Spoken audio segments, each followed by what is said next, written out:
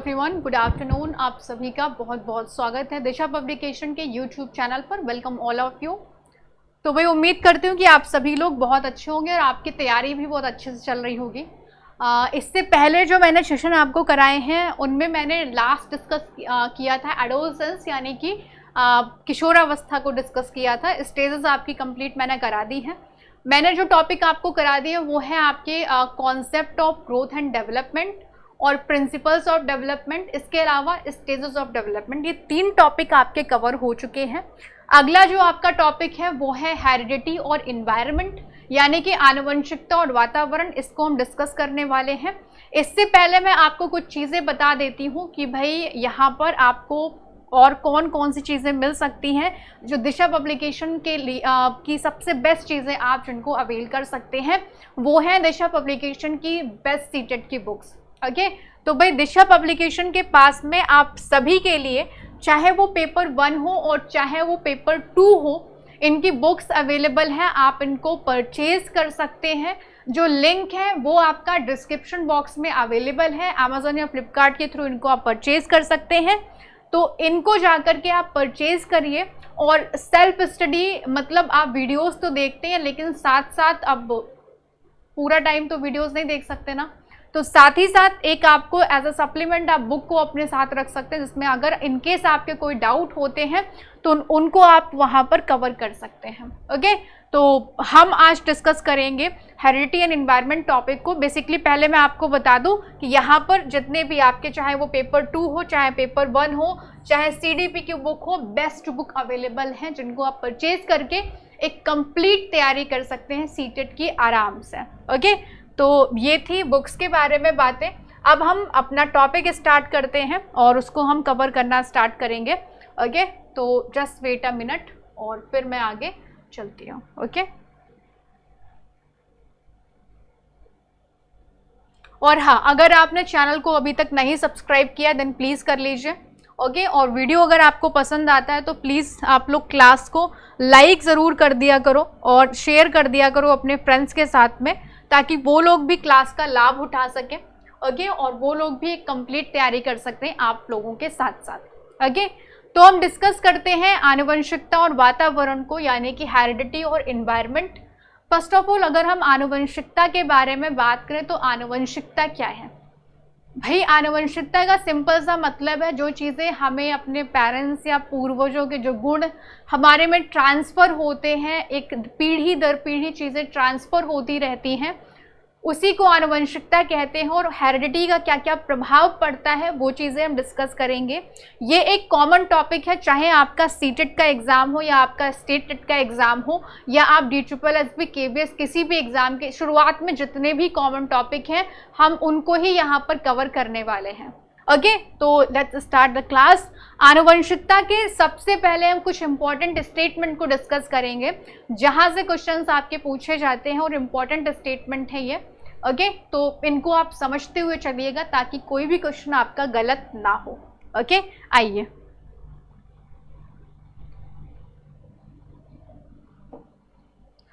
तो भाई सबसे पहले हम बात करते हैं रूथ बेनेडिक्ट के बारे में। इन्होंने क्या बात बोली है? इन्होंने कहा कि माता पिता से संतान में होने वाले गुणों का संतान को प्राप्त होने वाले गुणों का नाम ही अंशानुक्रम है। मीन्स जो पेरेंट्स से बच्चों को गुण प्राप्त होते हैं, जैसे कि देखने में कुछ सेम लगते हैं बच्चे अपने माता पिता से, या कुछ नॉर्मल स्वभाव में सेम होते हैं, है ना। कुछ तो पेरेंट्स जैसे आनुवंशिक बीमारियां जो ट्रांसफ़र हो जाती हैं, तो यही आपकी हेरिडिटी कहलाती है, इसी को हम वंशानुक्रम कहते हैं। ये स्टेटमेंट आपको दिया है रूथ बेनेडिक्ट ने। ओके अगला स्टेटमेंट आपका वुडवर्थ का है। तो भाई वुडवर्थ ने क्या बोला है उसको हम डिस्कस कर लेते हैं और देख लेते हैं। वुडवर्थ ने कहा है कि वंशानुक्रम में वे सभी बातें आ जाती हैं जो जीवन का आरंभ करते समय नहीं बल्कि जब गर्भाधान के समय यानी कि जन्म से लगभग 9 माह पूर्व, बेसिकली जब एक महिला प्रेग्नेंट होती है उसी टाइम पे हेरिडिटी क्या होती है, अपना प्रभाव दिखा देती है, हेरिडिटी ट्रांसफर हो जाती है। ऐसा बिल्कुल नहीं कि जन्म के बाद में हेरिडिटी ट्रांसफर होगी, नहीं, ड्यूरिंग प्रेगनेंसी हेरिडिटी आपकी ट्रांसफर हो जाती है, इन्फ्लुएंस है ना, अपना प्रभाव दिखाती है, उपस्थिति होती है। ये बात किसने कही है, तो भाई ये बात कही है आपके वुडवर्थ ने। ओके, आइए अगला स्टेटमेंट है जेम्स ट्रेवर का। इन्होंने क्या बात बोली है, तो जेम्स ट्रेवर ने कहा है माता पिता की विशेषताओं का संतानों में हस्तांतरण होना ही आनुवंशिकता है। मीन्स जो माता पिता के जो गुण हैं वो ट्रांसफर होते हैं बच्चों में, और इसी चीज को कहते हैं आनुवंशिकता। ये बात किसने कही है, तो ये बात कही है जेम्स ट्रेवर ने। ओके, नेक्स्ट स्टेटमेंट आपका है जे.ए. थॉमसन का। इन्होंने क्या बात बोली है, तो इन्होंने कहा है वंशानुक्रम क्रमबद्ध पीढ़ियों के बीच उत्पत्ति संबंधी संबंध के लिए सुविधाजनक शब्द है। मीन्स जो हमारी जनरेशन है इनके बीच में एक रिलेशन को दिखाने के लिए हम एक वर्ड का यूज करते हैं जिसको कहा गया है वंशानुक्रम या आनुवंशिकता। तो भाई ये स्टेटमेंट आपको दिया है जे.ए. थॉमसन ने। तो यहाँ पर आई गेस कोई डाउट नहीं होगा स्टेटमेंट में आपको। ओके, तो भाई हम अगली स्लाइड, अगर कोई भी डाउट आपको किसी भी तरह का होता है देन आप लोग मुझसे ये चीज़ पूछ सकते हैं कमेंट बॉक्स में। ओके, कि इस चीज़ का मतलब क्या है या ये चीज़ क्या है, तो मुझसे पूछ लीजिएगा, मैं आपको आंसर कर दूंगी। कमेंट बॉक्स में चेक करती रहती हूँ आप लोगों के। ओके, तो भाई ये दोनों स्टेटमेंट बहुत ज़्यादा इंपॉर्टेंट है रॉस और वॉटसन का। रॉस ने क्या बात बोली है, तो रॉस ने कहा है पर्यावरण वह बाहरी शक्ति है जो मनुष्य को प्रभावित करती है। मीन्स बेसिकली इन्वायरमेंट एक एक्सटर्नल फैक्टर होता है जो हमें प्रभावित करती है, इन्फ्लुएंस करती है एक व्यक्ति को। ओके, क्योंकि पर्यावरण का भी तो प्रभाव देखने को मिल जाता है ना। तो ये स्टेटमेंट रॉस ने दिया और एक ये इंपॉर्टेंट स्टेटमेंट है, पूछा जाने वाला स्टेटमेंट है। ओके, आइए अगला हम बात करते हैं वॉटसन के बारे में। वॉटसन ने स्टेटमेंट क्या दिया है, तो इन्होंने कहा मुझे 1 दर्जन पुष्ट बालक दो और मेरा मनचाहा वातावरण उपलब्ध कराओ, तो मैं चाहूँ तो उनको डॉक्टर, भिखारी, चोर या यहाँ तक कि इंजीनियर भी बना सकता हूँ। ये बात आपकी किसने बोली है, ये बात बोली है वॉटसन ने। ओके, तो ये चीज़ आपकी हो गई। अब हम बात कर लेते हैं वंशानुक्रम के प्रोसेस के बारे में कि भाई ये प्रोसेस क्या है। ओके, आ जाइए भाई। तो वंशानुक्रम का प्रोसेस देखिए आकर के, शुक्राणु प्लस अंडाणु मीन्स स्पर्म प्लस अवम। तो भाई ये 23 मिलते हैं आपके 46। अगर हम गुणसूत्रों यानी कि क्रोमोसोम इन नंबर्स बोलेंगे, गुणसूत्र कितने हैं संख्या में, तब आपका आंसर होगा क्या 46 यानी कि 46। अगर आपसे पूछा जाए क्रोमोसोम इन पेयर्स तो आंसर आपका हो जाएगा, जोड़े में अगर आपसे पूछा जाए तो आपका आंसर होगा वहां पर 23, ठीक है 23। अब XX क्रोमोसोम होता है किसमें, तो ये होता है फीमेल में, और XY क्रोमोसोम किसमें होता है, तो ये होता है मेल में, ठीक है। और मेल क्रोमोसोम ही ये डिटर्मिनेट करता है कि भाई लड़का होगा या लड़की होगा। तो ये चीज़ कौन निर्धारित करता है, ये चीज़ निर्धारित करता है मेल क्रोमोसोम, ठीक है। तो ये पॉइंट आप याद रखिएगा। अगर हम बात करें प्रोसेस के बारे में, तो भाई ये प्रोसेस क्या है आनुवंशिकता का, तो ये पहले अंडाणु एग और फिर शुक्राणु, ये पूछा गया है यूपी टेट में, और फिर बनता है आपका जाइगोट, और फिर होती है विभाजन की प्रक्रिया यानी कि ब्लास्टोसिस्ट, ठीक है। तो ये है भाई प्रोसेस किस चीज़ का, ये है प्रोसेस हेरिडिटी यानी कि कैसे ट्रांसफर होती है, ठीक है। तो यहाँ तक आई गेस किसी भी तरह का कोई डाउट नहीं हुआ होगा। ओके, आइए तो अब हम और चीज़ें आगे डिस्कस कर लेते हैं। आ जाइए, देखिए अगर हम बात करें यहाँ पर कि भाई जो गुण हैं वो ट्रांसफर किसके थ्रू होते हैं, देखिए क्रोमोसोम में उपस्थित होते हैं जीन्स, ठीक है। जीन्स उपस्थित होते हैं क्रोमोसोम्स में, और जब जीन्स उपस्थित है क्रोमोसोम्स में तो भाई हेरिडिटी की बेसिक यूनिट क्या कहलाएगी, एक आधारभूत इकाई आनुवंशिकता की क्या कहलाएगी? तो जीन्स ही तो कहलाएगी आधारभूत इकाई। तो ये क्वेश्चन भी पूछा गया है। तो जीन्स आनुवंशिकता की मूलभूत इकाई होती है। ओके, ये चीज़ आप जहाँ यहाँ पर जितने आपके लिए इम्पॉर्टेंट है उनको हम डिस्कस करेंगे। ओके, कुछ चीज़ें ऐसी हैं जो आपके अकॉर्डिंग इम्पॉर्टेंट नहीं है, उनको हम छोड़ भी सकते हैं। ओके, तो भाई अगर मैं आपसे पूछूं कि जीवन का आरंभ कितने कोश से होता है, तो आपका आंसर जाएगा सिंगल सेल यानी कि यूनिसेल से होता है जीवन का आरंभ, जीवन की शुरुआत होती है। ठीक है, तो ये तो बात हो गई यहाँ तक। ओके, आइए आगे हम चलते हैं।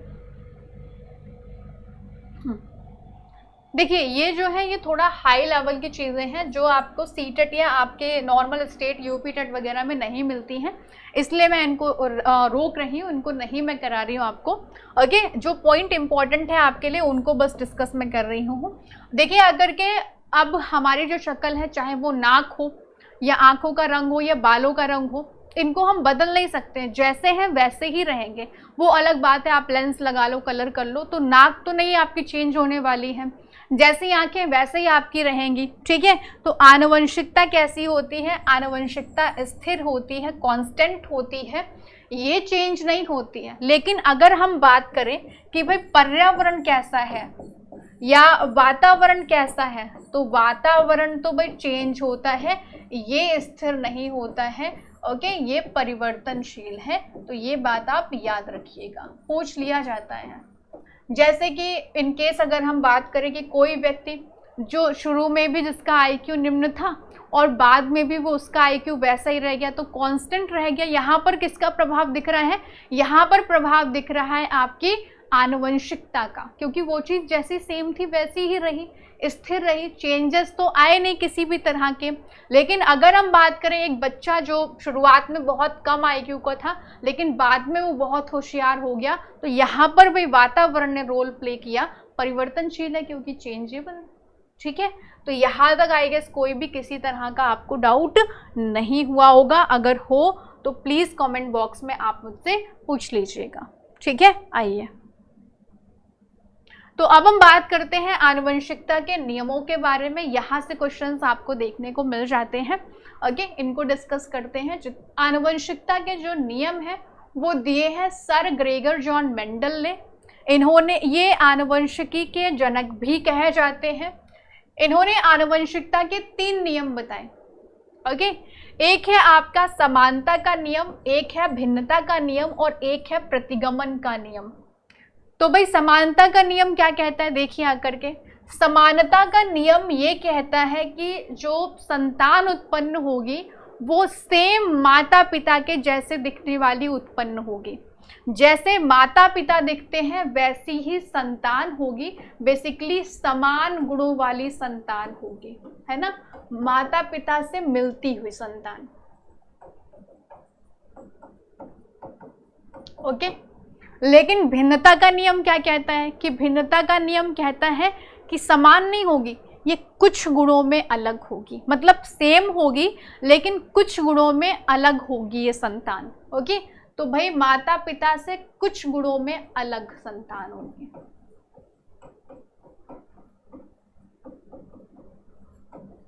ठीक है, एकदम सेम नहीं, एकदम अपोजिट नहीं, मतलब लगेगा कि भाई इन्हीं के बच्चे, लेकिन कुछ आईक्यू में अलग हो सकता है, नेचर में अलग हो सकता है, या सब में सेम है तो कहो दिखने में थोड़ा सा अलग लगे, तो कुछ गुणों में ये अलग होगा, ये है भिन्नता का नियम। लेकिन अगर हम बात करें प्रतिगमन के नियम के बारे में, लॉ ऑफ रिग्रेशन के बारे में, तो इसमें एकदम अपोजिट संतान होती है, एकदम विपरीत गुणों वाली संतान होती है। ठीक है, तो ये देखिए आकर के विपरीत गुणों वाली संतान। ओके, माता पिता से एकदम अपोजिट होगी, तो ये है आपका प्रतिगमन का नियम, लॉ ऑफ रिग्रेशन। ओके, ये तीनों नियम आई गेस समझ में आ गए होंगे आपको। ये चलिए, तो अगला जो सिद्धांत है वो हम बात करते हैं चार्ल्स डार्विन के सिद्धांत के बारे में। इन्होंने आपको दिया है सर्वाइवल ऑफ द फिटेस्ट की थ्योरी, यानी कि उत्तम जीविता का सिद्धांत आपको दिया है। अब उत्तम जीवता का सिद्धांत क्या कहता है? तो ये सिद्धांत कहता है कि मनुष्य अपनी जन्मजात शक्तियों के होने के बावजूद अपने वातावरण से संघर्ष करता है, मीन्स अपने इन्वायरमेंट के साथ में क्या करता है, अपनी एग्जिस्टेंस को बनाए रखने के लिए वहां पर वो उन चीज़ों से लड़ता है। ठीक है, अब इसका मतलब क्या हो गया समझिए आकर के। जैसे कि अभी कोरोना आया था, कोरोना में क्या हुआ, जिन लोगों की इम्यून सिस्टम बढ़िया था, जो लोग सरवाइव कर गए वो लोग जीवित रह गए, लेकिन जिन लोगों का इम्यून सिस्टम बढ़िया नहीं था वो लोग नहीं सरवाइव कर पाए, है ना, वो लोग नहीं जीवित रह पाए, वो चल बसे। अब डायनासोर को ही ले लो, है ना, नहीं अपना अस्तित्व बचा पाए। ओके, तो यही चीज़ आपकी होती कि हमें जन्मजात शक्तियाँ होने के बावजूद हमें अपना अस्तित्व बनाए रखने के लिए वातावरण से संघर्ष करना पड़ता है, हमें लड़ना पड़ता है। ठीक है, तो इस स्लाइड में भी आई गेस कोई डाउट आपको नहीं हुआ होगा, समझ में आ गया होगा। ओके, नेक्स्ट हम चलते हैं। इनकी बुक का नाम है द ओरिजिन ऑफ स्पीसीज, ये स्टेट टेट में पूछी गई है बुक। ओके, आइए अगला है बीजमैन का नियम। बीजमैन ने आपको दिया है बीज कोश की निरंतरता का नियम। इसमें इन्होंने क्या बोला है, तो इसमें इन्होंने ये बात बोली है कि जो जर्म प्लाज्म होता है जिसके थ्रू आनुवंशिकता ट्रांसफर होती है पीढ़ी दर पीढ़ी, वो कभी डिस्ट्रॉय नहीं होता है, वो कभी नष्ट नहीं होता है। उसके थ्रू क्या होता है, वो पीढ़ी दर पीढ़ी आगे ट्रांसफर होता रहता है। ठीक है, और जो आनुवंशिकता होती है वो आगे बढ़ती रहती है, ट्रांसफर होती रहती है।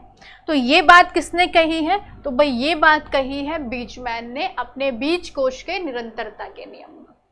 ठीक है, तो इस वाले में आई गेस किसी तरह का कोई डाउट नहीं हुआ होगा आपको। अगला है लैमार्क का। तो लैमार्क ने भाई ये आपके विकासवाद के जनक हैं, इन्होंने जिराफ के ऊपर अध्ययन किया था। इनका सिद्धांत ये है कि अर्जित गुणों का हस्तांतरण का नियम। इन्होंने कहा कि हमारे अंदर सिर्फ आनुवंशिक गुण ही नहीं ट्रांसफर होते हैं, वो गुण भी ट्रांसफर होते हैं जिनको हम अपने वातावरण से अर्जित करते हैं। अब इसका मतलब क्या है भाई, इसका मतलब ये हुआ कि जैसे कि मान लीजिए कि हमारे अंदर कुछ ऐसे गुण नहीं थे जो आनुवंशिकता से आए हों, जिनको हमने अपने वातावरण से ग्रहण किया है, वो गुण जो हमारे अंदर है वो हमारी अगली पीढ़ी में हो सकता है कि वो ट्रांसफर हो जाए। ओके, तो ये बात कही है आपके किसमें, अर्जित गुणों के हस्तांतरण के नियम में, जो आपको दिया है लैमार्क ने, कि बेसिकली जिन गुणों को हम एक्वायर करते हैं अपने वातावरण से, वो गुण भी ट्रांसफर हो सकते हैं आने वाली पीढ़ी में। ठीक है, चलिए तो हम आगे चलते हैं और देखते हैं। अब हम बात करते हैं सर फ्रांसिस गाल्टन के बारे में। तो सर फ्रांसिस गाल्टन ये सुजनकी के पिता है, यानी कि फादर ऑफ यूजेनिक्स। सुंदर गुणों की संतानों की उत्पत्ति कराने की बात ये करते हैं। ओके, तो इन्होंने बुद्धि पर सबसे पहला अध्ययन किया था और कलर ब्लाइंडनेस वर्ड का भी सबसे पहले यूज इन्होंने किया। आगे मैं डिफाइन करूंगी कि कलर ब्लाइंडनेस क्या होता है। इंडिविजुअल डिफरेंसेस पे सबसे पहले अध्ययन इन्होंने ही किया हुआ है और जैव सांख्यिकी का सिद्धांत भी आपको दिया है सर फ्रांसिस गाल्टन ने। ओके, इनकी बुक का नाम है हेरिडिटरी जीनियस। अब देखिए आकर के भाई इसमें क्या है सीन। जैव सांख्यिकी का सिद्धांत ये कहता है कि बच्चों में अपने माता पिता के 1/2 यानी कि आधे, ठीक है, दादा दादी से 1/4, परदादा परदादी से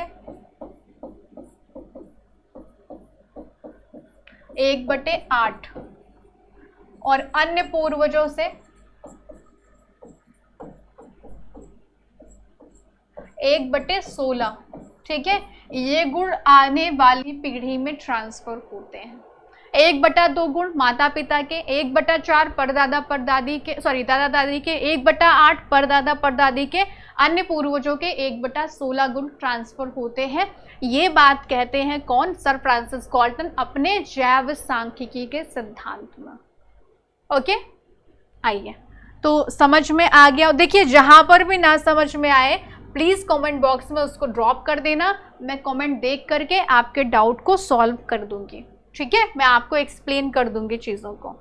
आइए तो अब हम बात कर लेते हैं कि आनुवंशिकता से जुड़ी जो बीमारियां हैं उनको हम डिस्कस करते हैं। यहाँ से क्वेश्चंस आपके पूछ लिए जाते हैं। तो सबसे पहले हम बात करेंगे डाउन सिंड्रोम के बारे में कि भाई डाउन सिंड्रोम क्या है। तो डाउन सिंड्रोम जब ये आनुवंशिकता से जुड़ी बीमारियां हैं, ओके, आनुवंशिक बीमारियों को हम क्योर नहीं कर सकते हैं, ये ट्रांसफर होती है। तो जब 21वां गुणसूत्र अलग नहीं हो पाता, 21st क्रोमोसोम जब अलग नहीं हो पाता है, तब होता है डाउन सिंड्रोम। तो बच्चा मंद बुद्धि जन्म लेता है, हृदय संबंधी विकार होते हैं उस बच्चे में, और शारीरिक विकास बच्चे का बहुत धीमा होता है, जो बच्चे डाउन सिंड्रोम से ग्रसित होते हैं, ठीक है। अगली बीमारी है आपकी टर्नर सिंड्रोम। देखो यहाँ से क्वेश्चन पूछा जाता है कि निम्न में से कौन सी आनुवंशिकता से जुड़ी बीमारी है या कौन सी नहीं है, तो ऐसे क्वेश्चंस आपसे पूछ लिए जाते हैं। अगला है आपका टर्नर सिंड्रोम। ये महिलाओं से संबंधित बीमारी होती है, इसमें एक गुणसूत्र की कमी होती है, एक क्रोमोसोम कम होता है, ओके, और फिर जिसकी वजह से बांझपन की समस्या आ जाती है महिलाओं में, ओके। अगला हम देखते हैं क्लीन-पेल्टर सिंड्रोम। क्लीन-पेल्टर सिंड्रोम में एक क्रोमोसोम एक्स्ट्रा होता है और ये पुरुषों से संबंधित बीमारी होती है, ठीक है, जिसकी वजह से आ जाती है नपुंसकता। नेक्स्ट जो बीमारी है आनुवंशिकता से जुड़ी, इसे हम जानते हैं फेनिलकीटोनुरिया के नाम से, और इससे क्या होता है, बच्चों में जो बौद्धिक विकास होता है वो धीमा होता है, वो अच्छे से नहीं हो पाता है, ठीक है। तो बौद्धिक विकास में देरी हो जाती है, बच्चा बहुत हाइपर एक्टिव होता है, लेकिन इस चीज को हम पर्यावरणीय कारकों के द्वारा हम ठीक कर सकते हैं। वैसे तो आनुवंशिक बीमारी ठीक नहीं होती, लेकिन इसको हम एनवायरमेंटल फैक्टर के थ्रू हम बच्चे को इस चीज़ को ठीक कर सकते हैं, उसका बौद्धिक विकास ठीक किया जा सकता है। अगली जो आनुवंशिकता से जुड़ी बीमारी है उसको हम जानते हैं वर्णांधता, यानी कि कलर ब्लाइंडनेस के नाम से। तो वर्णांधता में एक जो व्यक्ति है वो लाल और हरे रंग में अंतर नहीं कर पाता है, okay, green and red colour में वो डिफरेंसेस नहीं कर पाता है। अगली जो बीमारी है वो है हीमोफीलिया। ये इसमें ब्लड क्लॉटिंग नहीं होती है, ठीक है, रक्त जैसे चोट लगी तो ब्लड बहता ही रहेगा, रक्त का थक्का नहीं जम पाता है, और इसे राजघरानों या शाही बीमारी के नाम से हम जानते हैं, क्योंकि ये सबसे पहले इंग्लैंड की महारानी विक्टोरिया में पाया गया था, इसलिए इसको हम शाही बीमारी के नाम से जानते हैं, ठीक है। तो यहाँ पर भी आई गेस कोई भी किसी भी तरह का आपको डाउट नहीं हुआ होगा, ओके। अगर अब हम बात करें कि बालक के व्यक्तित्व पर आनुवंशिकता का प्रभाव क्या पड़ता है, तो बच्चे की बुद्धि प्रभावित होती है आनुवंशिकता से, बच्चे का नर्वस सिस्टम इन्फ्लुएंस होता है आनुवंशिकता से, क्योंकि नर्वस सिस्टम में हमारी इच्छाएं वगैरह होती हैं, आगे हमारा जो भी डिज़ायर्स वगैरह वो इसी में होती हैं। हमारा नेचर इन्फ्लुएंस होता है, कहते हैं कि पापा पे गया है, दादी पे गया है, तो वो चीज़ इन्फ्लुएंस होती है। हमारी मूल प्रवृत्तियों पे प्रभाव पड़ता है, कुछ ऐसी चीज़ें हम रिफ्लेक्ट करते हैं जो हमारे पेरेंट्स में होती हैं, ओके, क्योंकि मूल प्रवृत्तियाँ जन्मजात होती हैं। मैकडूगल ने 14 टाइप की मूल प्रवृत्तियाँ बताई हैं, जिसको मैं आगे डिस्कस करूँगी। हमारी सामाजिक स्थिति पर भी हमारी आनुवंशिकता का प्रभाव पड़ता है, ओके। तो ये चीज़ आपकी हो गई कि आनुवंशिकता का प्रभाव कहाँ कहाँ पर पड़ता है बच्चों में, ओके। आइए तो भाई अब हम बात करेंगे प्रकृति पोषण विवाद के बारे में। देखिए आकर के जो प्रकृति है वो रेफर करती है आनुवंशिकता को। यहाँ से क्वेश्चंस खूब पूछे जाते हैं, गलत कर देते हैं बच्चे। तो आनुवंशिकता को रेफर करती है, और पोषण जो है वो रेफर करता है किसको, वातावरण को रेफर करता है, ठीक है, एनवायरनमेंट को रेफर करता है, ओके।